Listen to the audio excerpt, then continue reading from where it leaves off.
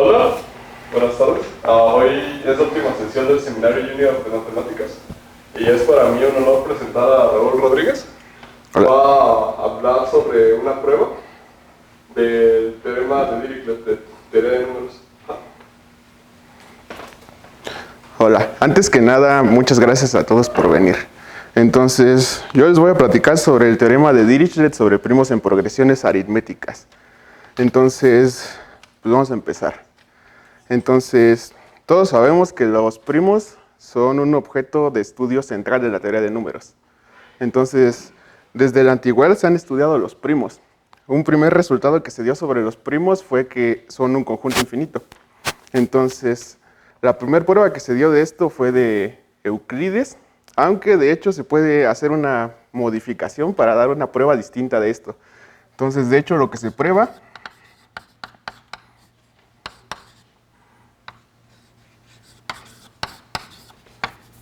es que la serie, sobre todo los primos del logaritmo de p entre p, diverge. Entonces, pues como esta cosa diverge, esto claramente implica que existen una infinidad de primos. Entonces, bueno, de hecho, se da un resultado un poco más preciso. Se calcula a qué velocidad diverge esta cosa y ahorita más adelante les voy a hablar de eso. Entonces, ya que sabemos que los primos son un conjunto infinito, nos interesa clasificarlos de acuerdo al residuo que dejan al ser divididos por un entero n. Entonces, vamos a empezar con muchas definiciones. Primera definición. Entonces, una progresión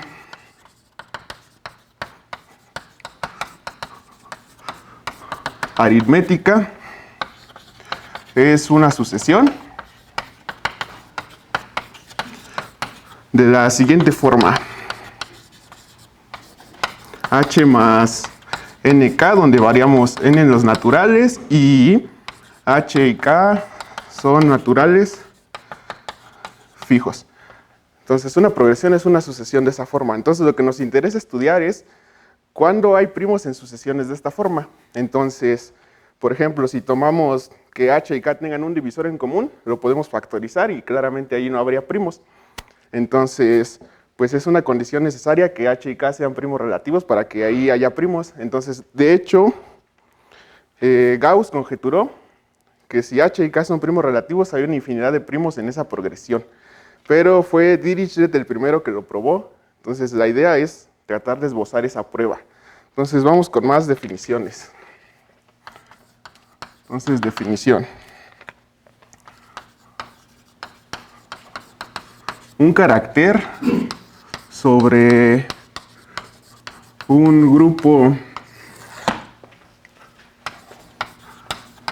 abeliano finito G es una función. Va a ser una función compleja, no nula, tal que J de U por B es igual a J de U por J de B. Y esto es para todo U, B en G. Entonces, es una función compleja que abre productos. Bueno, y J va de G en S1. En pocas palabras, es un morfismo de grupos entre G, un grupo abeliano finito, y S1. ¿Sí? Va. Entonces, más definiciones.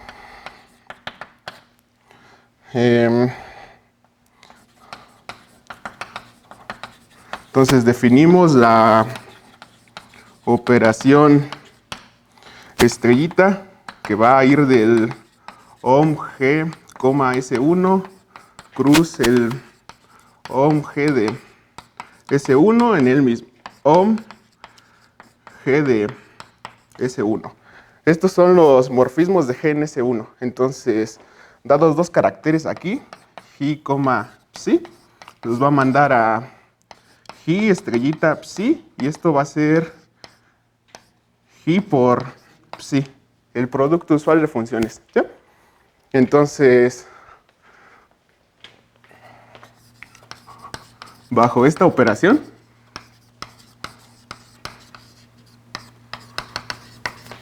resulta que esta cosa, el ohm de G en S1, estrellita, es un grupo abeliano.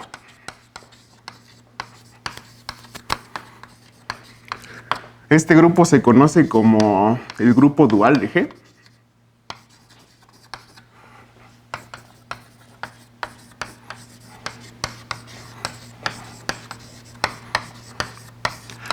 Y se denota por G gorrito. Entonces, de hecho ese G gorrito cumple varias propiedades. Una de las principales es esta. Entonces, de hecho,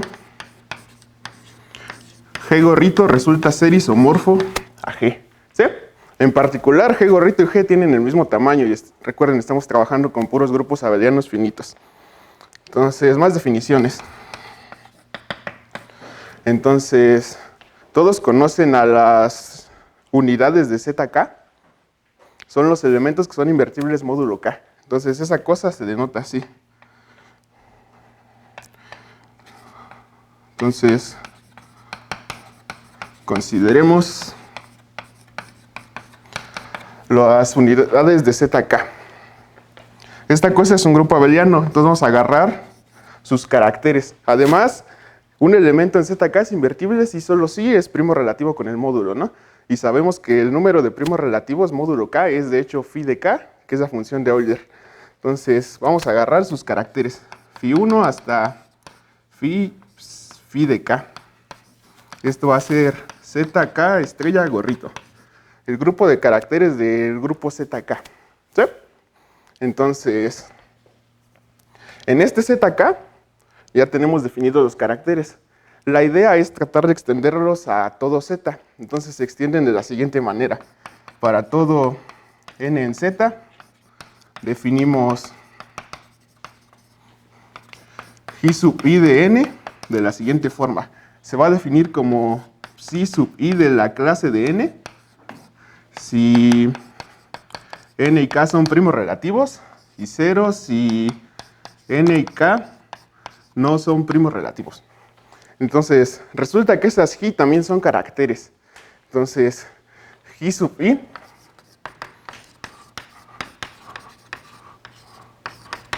son conocidos como los caracteres de Dirichlet módulo K. Entonces, más definiciones. Entonces, definición. Para un carácter de Dirichlet módulo K, definimos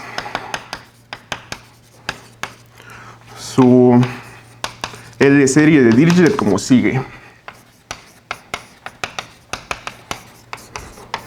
Entonces su L serie va a ser denotada así. L de G, S, y esto es la suma de n igual con 1 hasta infinito de G de n entre n a la S.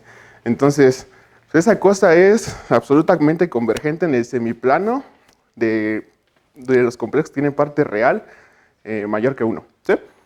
Entonces, de hecho esta cosa se parece mucho a la función z de Riemann, ¿no? Solo que acá arriba tiene la G. Entonces, sabemos que dado un grupo siempre hay un morfismo que manda todo al 1, ¿no? Ese lo voy a denotar como G sub 1. Entonces, si evaluamos L en G sub 1, esa cosa se puede expresar como la z de Riemann por otra función que es analítica. Entonces, estudiar los ceros de esa función L en particular es equivalente a estudiar los ceros de la función z de Riemann. Por eso es que son muy interesantes. Y bueno, también sabemos que la función z de Riemann tiene una descomposición como producto sobre todos los primos. No sé si la recuerden. Esta, que z de s es igual al producto sobre todos los primos de 1 entre 1 menos 1 entre p a la s. ¿Sí? Entonces la función z de Riemann se puede expresar así. Sería natural pensar que la L serie de Dirichlet tiene una descomposición similar a esta, ¿no? Entonces, de hecho, sí pasa eso. Entonces, teorema. Esto se conoce como producto de Euler.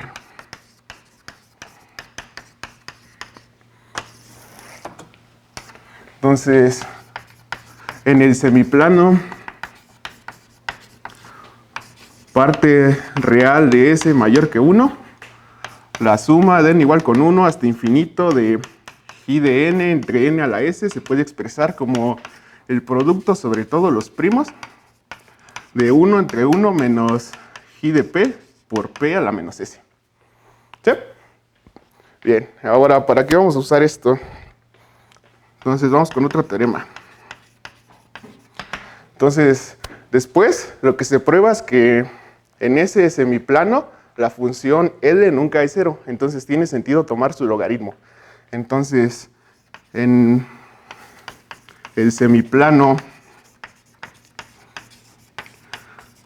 parte real de S mayor que 1, el logaritmo de L de i, S es igual a la suma sobre todos los primos de la suma de m igual con 1 hasta infinito de i de p a la m entre mp a la ms. ¿Sí? Entonces, pues vamos a demostrar este sale bastante fácil. Entonces, demostración. Entonces, partamos del logaritmo de L de i, S. ¿Sí? Entonces, por el producto de Euler voy a cambiar la L como ese producto sobre todos los primos. Este es igual al logaritmo del producto sobre todos los primos de 1 entre 1 menos i de p por p a la menos s. Ahora voy a usar propiedades de logaritmos. Entonces, el logaritmo de un producto infinito lo podemos expresar como una suma infinita, ¿no? Entonces, esta es la suma sobre todos los primos de el logaritmo de 1 entre 1 menos i de p por p a la menos s. ¿Sí? Ahora, el logaritmo de un cociente puede expresarse como el logaritmo de la diferencia, ¿no? Entonces, esta es la suma sobre todos los primos de menos el logaritmo de 1 entre i de p por p a la menos s. ¿Sí? Ahora,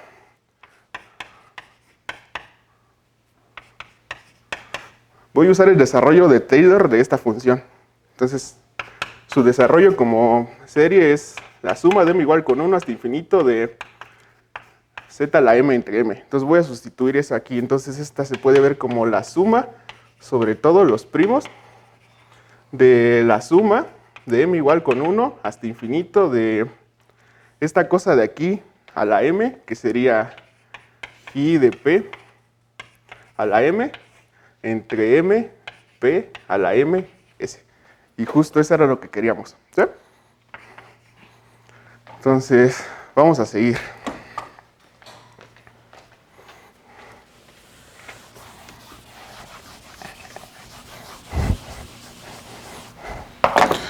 Entonces, no sé qué tan familiarizados estén con la notación de Landau. ¿No? ¿Nadie la conoce? Entonces, definición. Esta cosa es la notación de Landau. Entonces vamos a tomar f y g funciones complejas. Entonces decimos que f de x es de orden g de x y lo denotamos como f de x y es igual a o grandota de g de x. Si existe m mayor que 0 y un x0 tal que para todo x mayor o igual que x0, el módulo de f de x está acotado por m veces el módulo de g de x. Entonces, si dos funciones cumplen eso, decimos que f es de orden g. ¿Sí? Entonces, vamos con otro teorema.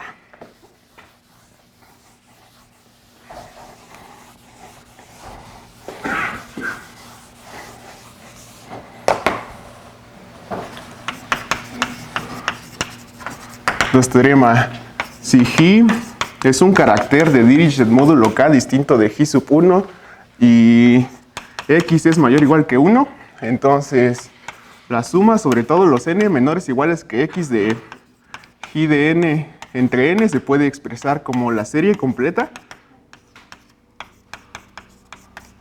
más un error, donde este error es O de 1 entre x. Entonces este es el inciso A. Y el inciso B es que la suma sobre todos los n menores o iguales que x de G de n por el logaritmo de n entre n se puede expresar otra vez como la serie completa más un error, donde este error resulta ser O de 1 entre raíz de x. ¿Sí? Entonces, a la serie que aparece acá,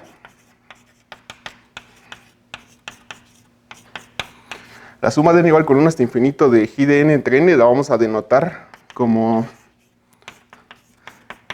L de G, 1. ¿Sí? Y a la serie que aparece acá, la suma de n igual con 1 hasta infinito de G de n por el logaritmo de n entre n la vamos a denotar como menos L' de G, 1. Entonces, vamos con otra definición. Entonces, no sé si conozcan la función de Möbius, ¿no? Entonces, definición. Vamos a agarrar n1 natural. Entonces, sabemos por el teorema fundamental de la aritmética que todo natural se puede expresar como productos de primos, ¿no? Entonces, n se puede ver de la forma p1 a la alfa 1 así hasta pk a la alfa k. Entonces, definimos la función de Möbius.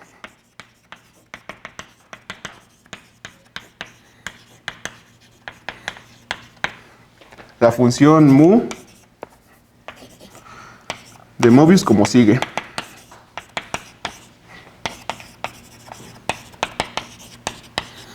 Entonces, dejen borrar este lado.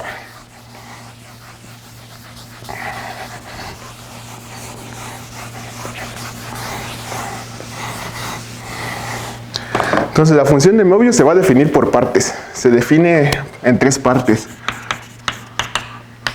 Mu de n va a ser 1 si n es igual a 1.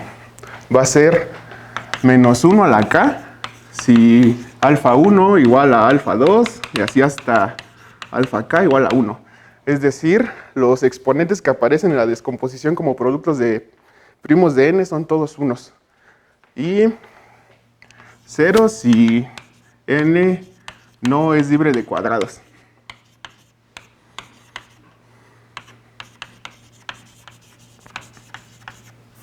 Entonces, esta es la función de Möbius. Ahora vamos a ver la fórmula de inversión de Möbius.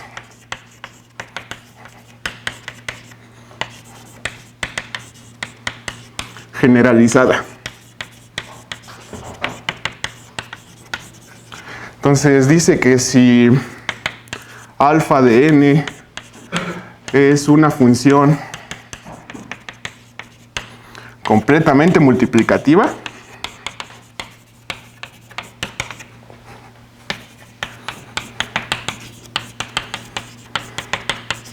entonces pasa lo siguiente. G de x es igual a la suma de los n menores o iguales que x de mu de n de alfa de n por, perdón, al revés. F de x es igual a la suma de los n menores o iguales que x de alfa de n por g de x entre n. Sí, solo sí. G de x es igual a la suma de los n menores o iguales que x de alfa de n, mu de n, por f de x entre n. Entonces, esa es la fórmula de inversión de Möbius generalizada. Y la voy a usar para probar el primer lema que necesitamos para probar el teorema de Dirichlet sobre primos en progresiones. ¿Mande? Si defino f de x como esto, quiere decir que la g era esto. Ahorita lo vamos a usar. Sirve para calcular la inversa de una función completamente multiplicativa.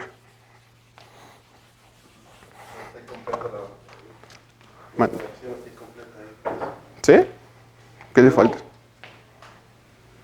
No, si quieres verlo de otra manera, puedes verlo como la convolución de G con A. Ajá. Sí, es para calcular la inversa de la convolución. ¿Sí? Va, entonces... Vamos con un primer lema. Entonces, lema 1.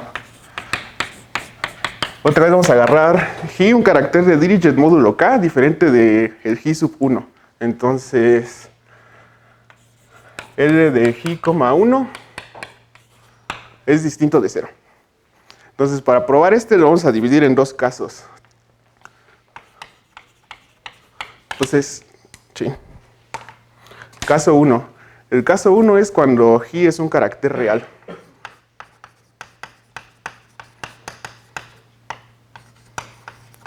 Entonces, cuando G es un carácter real, vamos a definir las siguientes funciones. Entonces, definimos A de n como la suma sobre los divisores de n de G de D. Y definimos B de x como la suma sobre todos los n menores iguales que x de A de n entre la raíz de n. ¿Sí? Entonces, de hecho, lo que se prueba son las siguientes dos cosas. Número 1, se prueba que el límite cuando x tiende a infinito de b de x es infinito. Y número 2, se prueba que b de x es igual a 2 raíz de x por L de G, 1 más O de 1, esto para x mayor o igual que 1. Entonces, si juntamos A y B, claramente tenemos que L de G, 1 no puede ser 0, ¿no? Porque el límite es infinito y si L de G, 1 fuera 0, esto sería 0. Entonces sería una contradicción.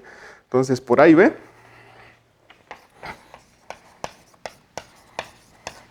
L de G, 1 es distinto de 0.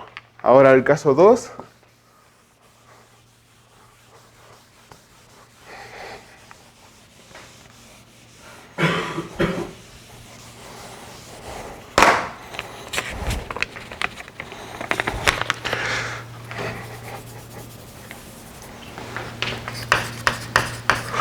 Es cuando G es complejo. Entonces vamos a tomar un S mayor que 1 y vamos a partir de la suma de igual con 1 hasta phi de k del logaritmo de L de G, S. Entonces, esta suma la podemos expresar de la siguiente manera. La suma de igual con 1 hasta phi de k. Y el logaritmo vimos que se veía como una doble suma, ¿no?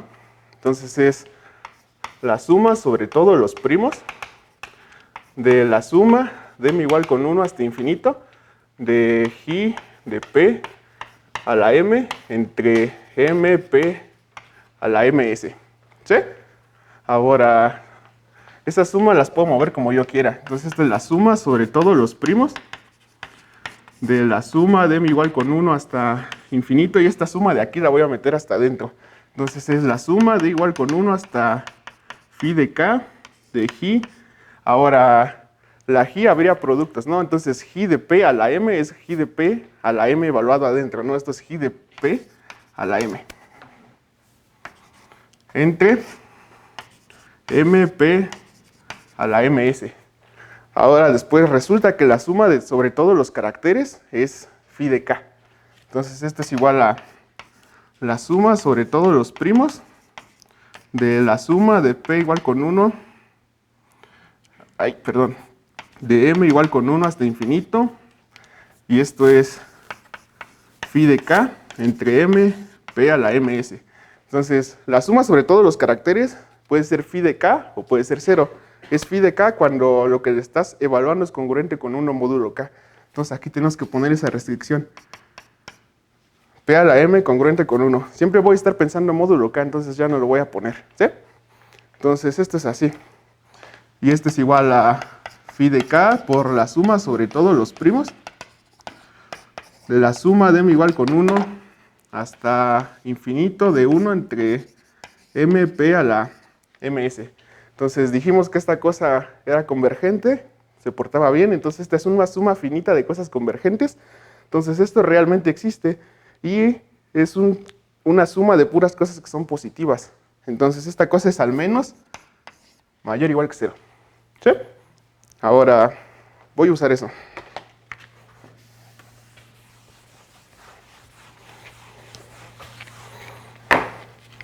Entonces vamos a considerar el producto de igual con 1 hasta phi de k de L de i, S. ¿Sí? Entonces esta cosa la podemos ver como la exponencial de la suma de igual con 1 hasta phi de k del logaritmo de L de i de i, S. Ahora, esto es mayor o igual que el exponencial de 0. Y esto es 1. Entonces el producto sobre todo las funciones L, su valor absoluto es mayor o igual que 1. ¿Sí? Entonces, vamos a usar esto. Entonces supongamos que i es un carácter de Dirichlet módulo k tal que L de i, S es igual a 0. Ahora, como i era complejo, i es distinto de i barrita, ¿no? Su conjugado. Y de hecho, como los caracteres son morfismos de un grupo abeliano en S1, su conjugado resulta ser su inverso. Porque si tú agarras un complejo y lo multiplicas por su conjugado, te da su módulo. Entonces, i es diferente de i barrita. Entonces, también por el principio de reflexión de Schwartz,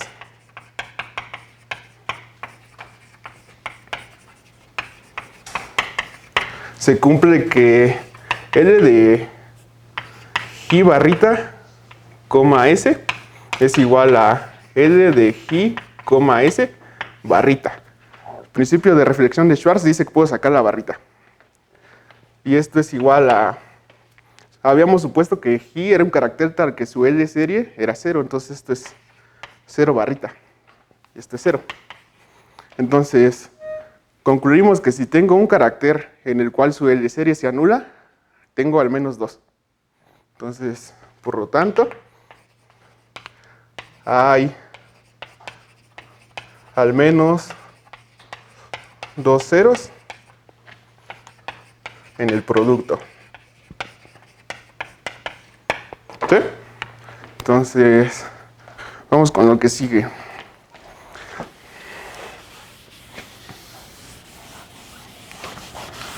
Ahora, ese producto tiene únicamente un polo simple. Como tenemos 2 ceros, esos 2 ceros son suficientes para remover ese polo simple. Entonces se cumple que el límite cuando S tiende a 1 por la derecha de esto, de L de i sub i, S, es igual a 0. Pero habíamos visto que este valor absoluto era mayor o igual que 1. Esto es una contradicción.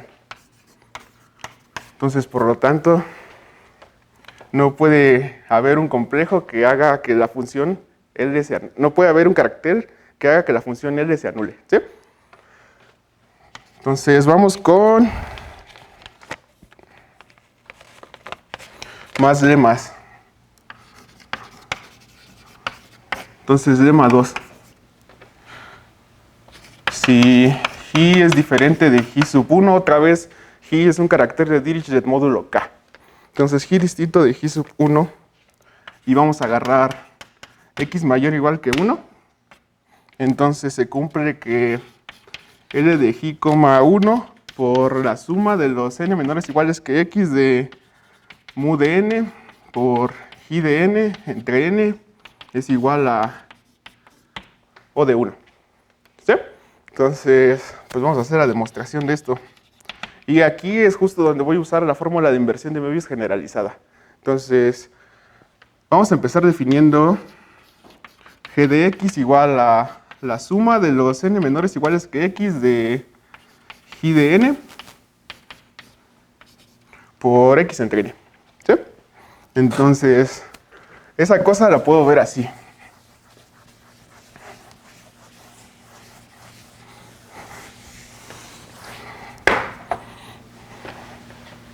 Ese es igual a x por la suma de los n menores iguales que x de g de n entre n. Es decir, en esta suma, los que van variando son los n's, entonces el x no pinta y lo puedo sacar. Ahora, esta suma vimos que se podía expresar como la serie completa más un error. Entonces, esto es x por la serie de n igual con 1 hasta infinito de g de n entre n más, y el error dijimos que era o de 1 entre x. ¿Sí?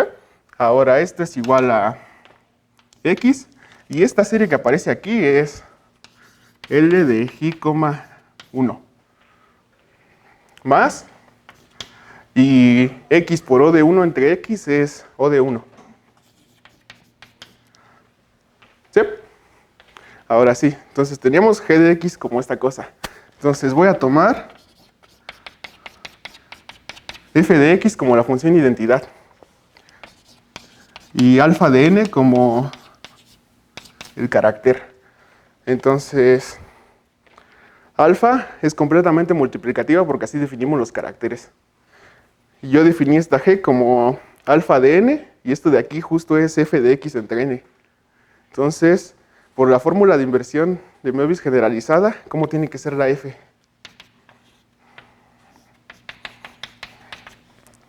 Es la suma de los n menores iguales que x de alfa de n, que es g de n, por mu de n por g de x entre n. ¿Sí?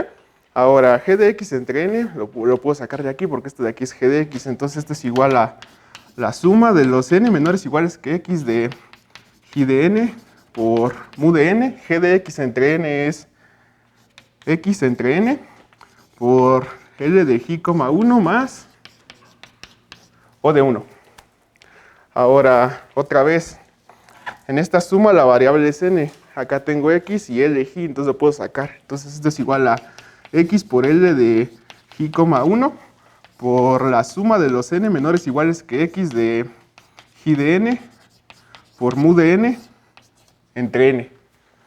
Ahora, del otro lado queda esta cosa de aquí por o de 1, pero resulta que la mu toma valores entre 1 y menos 1. Entonces esto es menor o igual que la suma de los puros caracteres. Y la suma sobre los caracteres dijimos que era lo más phi de k. Entonces esta cosa es algo finito. Entonces es algo finito por o de 1. Es o de 1. Entonces x es igual a x por eso. Entonces dividimos entre x y tenemos el resultado que queríamos. Entonces ese fue el lema número 2. Vamos con el lema número 3.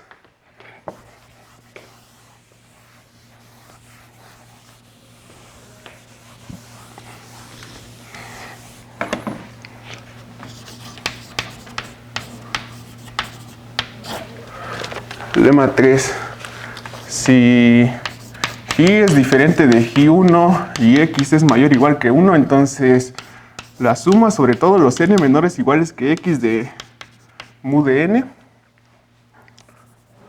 por g de n entre n es igual a o de 1. Entonces, por el lema anterior tenemos esto de acá. Y por el primer lema vimos que esto de aquí no era 0. Entonces, como no es 0, lo puedo pasar dividiendo. Es algo convergente, es constante, entonces el o se lo come. Entonces, justo tenemos lo que queremos. ¿Sí? Vamos con lema 4. Y el lema 4 dice que la suma sobre todos los primos menores iguales que x de g de p por el logaritmo de p entre p es igual a menos L' de g, 1 por la suma de todos los n menores iguales que x de mu de n, g de n entre n más O de 1. Ahora, la prueba de ese lema sí es demasiado más larga. Son como 10 hojas de ese lema. Entonces, por cuestiones de tiempo, esta sí la voy a tener que omitir. Entonces, cuadrito. Entonces, lema 5. La suma sobre todo, vamos a tomar otra vez G, un carácter de Dirichlet, módulo local distinto de G sub 1. Entonces, y X mayor o igual que 1, entonces la suma sobre todos los primos menores iguales que X de G de P por el logaritmo de P entre P es O de 1. Y la prueba también es inmediata, porque esta cosa de aquí vimos que era convergente. No vimos a qué, pero sí convergente. Entonces, si converge a 0, esto se desaparece y queda O de 1, que es justo lo que queremos. Si converge a algo distinto de 0, otra vez podemos acotar esta. Entonces se lo vuelve a comer el O de 1 y queda justo lo que queremos. Entonces, ese lema también ya está. ¿Sí? Entonces, vamos ahora con el lema 6. Lema 6, ¿dónde voy? Voy aquí.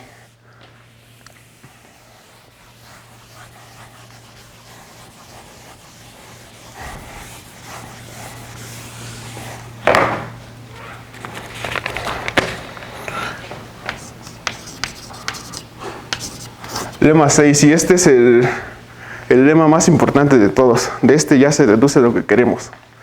Entonces, si H y K son primos relativos, la suma sobre todos los primos menores iguales que X, restringiéndonos a los primos que son congruentes con H módulo K, de el logaritmo de P entre P es igual a 1 entre phi de K por el logaritmo de X más la suma de R igual con 2 hasta phi de K de G R barra de H por la suma sobre todos los primos menores iguales que X de G R de P por el logaritmo de P entre P, todo esto más O de 1. Entonces, ¿por qué digo que a partir de ese lema ya se deduce lo que queremos?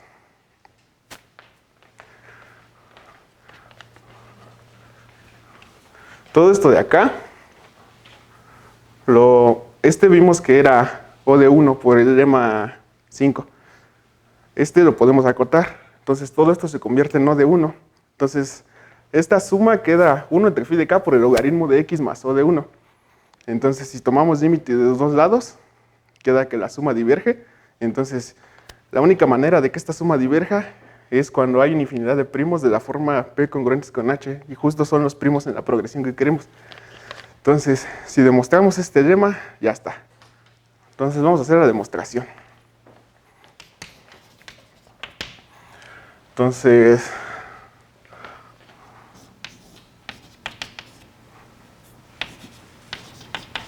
vamos a partir de la suma de R igual con 1 hasta phi de K de G sub R barra de H por G sub R de P. Entonces, de hecho esa suma se estima y resulta ser que es phi de K. Entonces esto es phi de K. Entonces lo que voy a hacer es multiplicar el logaritmo de P entre P de los dos lados. Entonces, por lo tanto, la suma de R igual con 1 hasta phi de K de GR de H por GR de P por el logaritmo de P entre P es igual a phi de K por el logaritmo de P entre P.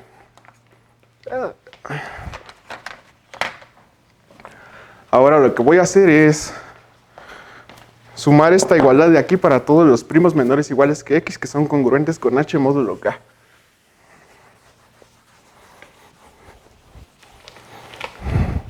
Entonces, la suma sobre todos los primos menores iguales que X de P congruente con H módulo K de GR barra de H por GR de P por el logaritmo de P entre P es igual Y la phi de k la puedo sacar de una vez, ¿no? Entonces es phi de k por la suma de todos los primos menores iguales que x de logaritmo de p entre p, aquí p congruente con h módulo k.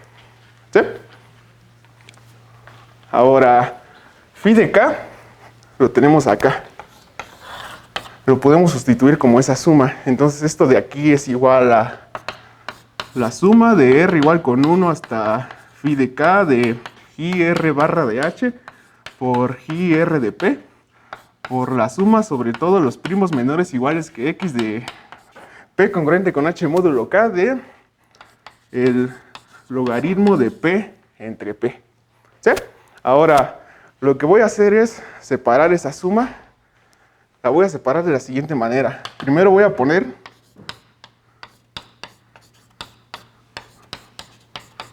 los que contienen al primer sumando, que son los correspondientes a G sub 1. Entonces queda G sub 1 barra de h por G sub 1 de p por la suma sobre todos los primos menores iguales que x de p congruente con h de logaritmo de p entre p más y los que faltan, que es la suma de r igual con 2 hasta phi de k de G sub r barra de h. Y el G sub r de p lo voy a meter a la otra suma. Entonces esta es la suma sobre todos los primos menores iguales que x, donde el primo es congruente con h, de G sub r de p por el logaritmo de p entre p. ¿Sí? Ahora, ¿qué valores toma el G sub 1? Lo definí como la extensión de los psi sub 1, donde los psi sub 1 era el carácter que manda todo al 1 de las unidades de zk. Entonces esa cosa es 1 o 0. Ahora, ¿cuándo es 1?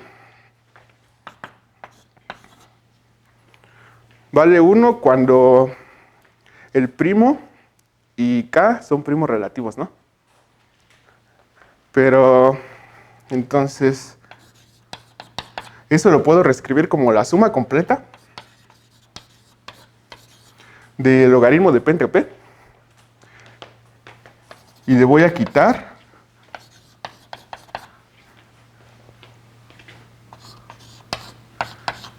eso, que el que sean primos relativos es equivalente a que no lo divide. Entonces le quiero quitar los otros, entonces le quito cuando lo divide. Entonces le quito la suma de los primos menores iguales que x de los primos que dividen acá de logaritmo de p entre p. Y a la otra le hago exactamente lo mismo. Entonces queda más la suma de r igual con 2 hasta phi de k de i r barra de h por la suma de todos los primos menores iguales que x de i r de p por el logaritmo de p entre p más va a ser esta suma, pero ahora en lugar de poner p congruente con h voy a poner los primos que dividen acá. Ahora, como los primos que dividen acá son finitos y esa cosa, la de acá, es acotada, ese pedacito de suma que falta es O de 1. Entonces mejor lo voy a pintar como O de 1. Ahora vamos a seguir.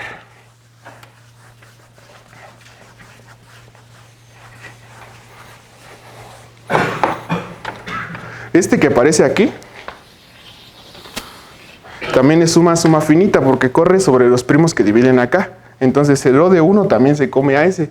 Entonces de hecho esto es igual a la suma sobre todos los primos menores iguales que x del logaritmo de p entre p más la suma de r igual con 2 hasta phi de k de i r barra de h por la suma sobre todos los primos menores iguales que x de i r de p por el logaritmo de p entre p más O de 1. Ahora, en teoría de números les dije que estudiábamos que esa serie diverge y que de hecho calculábamos a qué velocidad diverge. Entonces el primer teorema de Mertens dice que de hecho esa suma es igual al logaritmo de x más O de 1.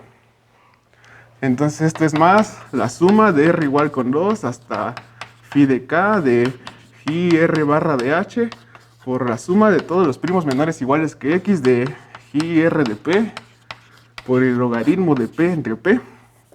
Y este O de 1 se lo come este de acá. Entonces los voy a juntar. Más O de 1. Y justo eso era lo que queríamos, ¿no? Entonces, lema 7. Si H y K son primos relativos y X es mayor o igual que 1, la suma sobre todos los primos menores iguales que X de P congruente con H módulo K del logaritmo de P entre P es igual a 1 entre phi de K. Partimos de esta de aquí. Entonces esta de aquí es igual a esto de allá, paso dividiendo la phi de K. Entonces queda 1 entre phi de K por el logaritmo de X más O de 1. La prueba, vimos que era O de 1, este es acotado, este se lo come, puedo juntar las dos O's y acabamos. ¿Sí? Entonces, teorema. Y ahora sí es el teorema que queríamos. Y este es de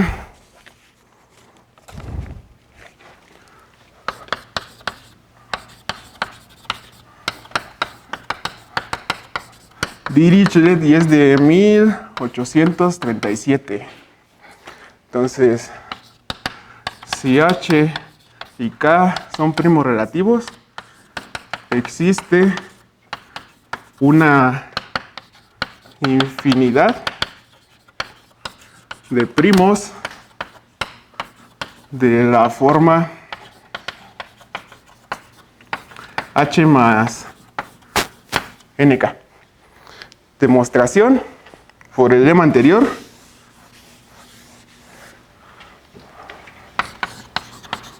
Tenemos que la suma sobre todos los primos menores iguales que X de P congruente con H del logaritmo de P entre P es igual a 1 entre phi de K por el logaritmo de X más O de 1.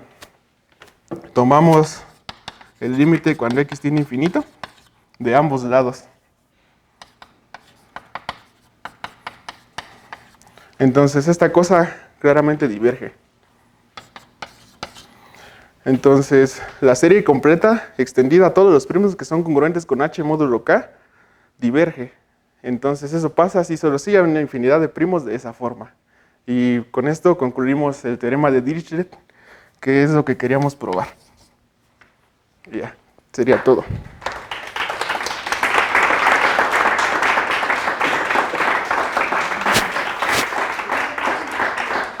¿Alguien tiene alguna pregunta?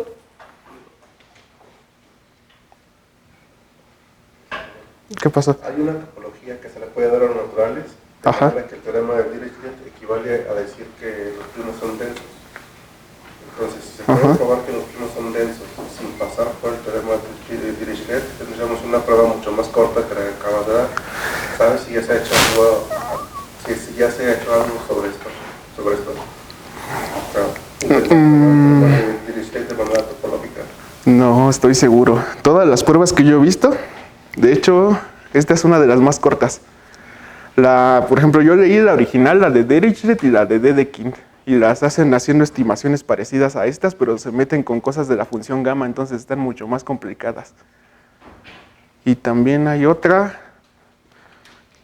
donde te metes con la Z de Dedekind y haces igual así extensiones sobre ideales de campos de descomposición de polinomios ciclotómicos, pero también está bastante más complicada. Entonces, eso que tú mencionas no estoy seguro. ¿Y esta parte de tu tesis? Sí, son las primeras 40 páginas. ¿Alguna otra pregunta? ¿No? Bueno, gracias. Vamos a agradecerlo, Raúl.